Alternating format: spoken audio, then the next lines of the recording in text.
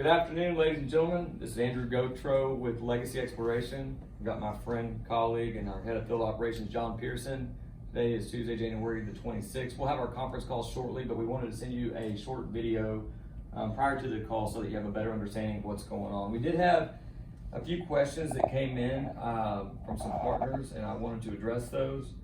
Number one, will a sand trap be installed on both wells between the wellhead and downstream production equipment to prevent sand accumulation and damage to equipment until the wells clean up and we are sure no more sand will be produced from the wellbore? Good question. So what we do is we do daily measures as far as that's concerned to keep all of our surface equipment free of sand.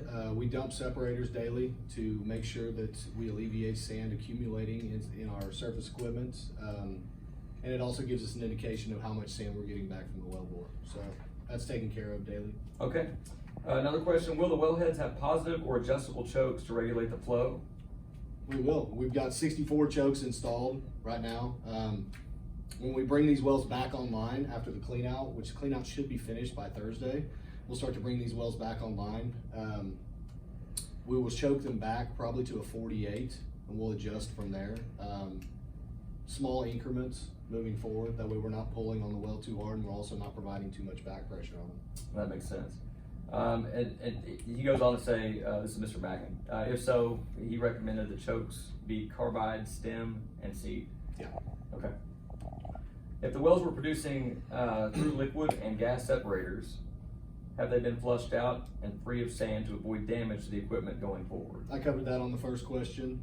We check them daily and we flush them out to make sure that there's no sand accumulating in them. Okay, and then he recommended inspecting hairpin on the tree to check for sand cut damage.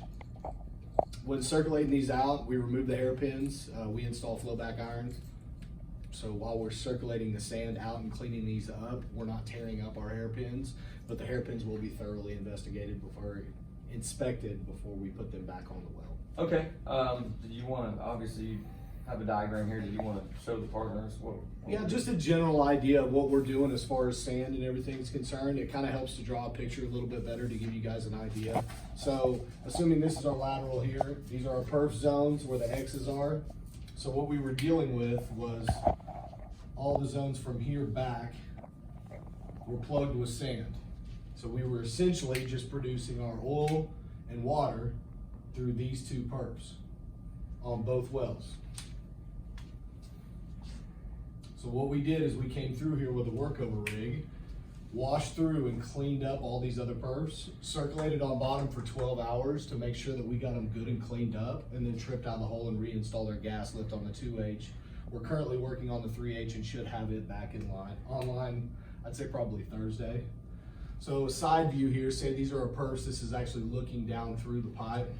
As that sand comes in through these perfs, it'll start to accumulate and it'll start to build up, which in turn completely blocks off and will not allow oil and gas to travel through here. Therefore, choking back our production. One of the questions that I have, and I'm sure a lot of the partners will too, because I've talked to a lot of these folks. I mean, look, from a mathematical standpoint, it would make sense for me to think that if we're getting roughly 100 barrels of oil equivalent per day from this part of the well, I mean, without holding your feet to the fire, I mean, how much more production do you think that we can get from the rest of the well, given the fact that you're going to be bringing it on slower, but we'll have access to the entire formation? Well, if you're getting 100 BOEPD out of 2 sets of perfs being open, in my opinion, you should be at least be able to double it once you open all these up. And the well will dictate that soon after we get it kicked off and get it flowing. Okay. Is there anything else you'd like to share with partners? That's it. So Okay. I just wanted to give kind of a visual to everybody. Okay, well, thank you for that, John, and everybody, thank you very much for watching the video, and we look forward to speaking with everybody at 2 o'clock Central Standard Time. That is Texas time, unless you live in El Paso. So again, it'll be for informational purposes only. If you do have any questions during the call, please either text me or email me, because I'm going to mute everyone. I grouped all of the joint ventures together for the Ragin Cajun 2 and Ragin Cajun 3 horizontal wells, because a lot of the information is the same. So again, text me 214-901-6211 or email me at andyg@legacyexploration.com during the conference call, and then either John or myself will we'll address those questions. Have a great day. Thanks.